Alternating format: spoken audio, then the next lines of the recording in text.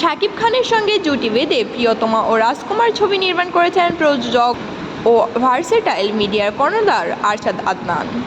দুটি ছবি দারুণ ব্যবসা করেছে প্রেক্ষাগৃহে। এর মধ্যে প্রিয়তমা অল টাইম ব্লকবাস্টার সিনেমার খেতাব পেয়েছে। আগামীতেও শাকিবকে নিয়ে আরও 2টি সিনেমা নির্মাণের ঘোষণা দিয়েছেন এই প্রযোজক। খুব শিগগিরই শুরু হবে সেই ছবির কাজ।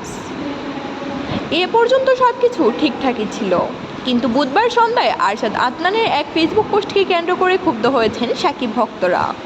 যদিও এই টিজার নিয়ে প্রশ্ন তুলেছেন কেউ কেউ। তাদের দাবি, বলিউড সিনেমা এলিমেল ও দক্ষিণের কেজিএফের সঙ্গে মিল রেখে এই টিজারটি সাজানো হয়েছে। অধিকাংশ দৃশ্যেই এই 2 সিনেমা থেকে কপি করা হয়েছে। সেই আগুনে যেন ঘি ঢাললেন প্রযোজক আরশাদ আদনান। বুধবার বিকেলে নিজের ফেসবুক অ্যাকাউন্টে একটি স্ট্যাটাস দিয়েছেন এই প্রযোজক, যেখানে তিনি লিখেছেন, নকল পণ্যের বাজারে সয়লাভ। হ্যাঁ, ভয় পাইছি এত কপি নকল দেখে।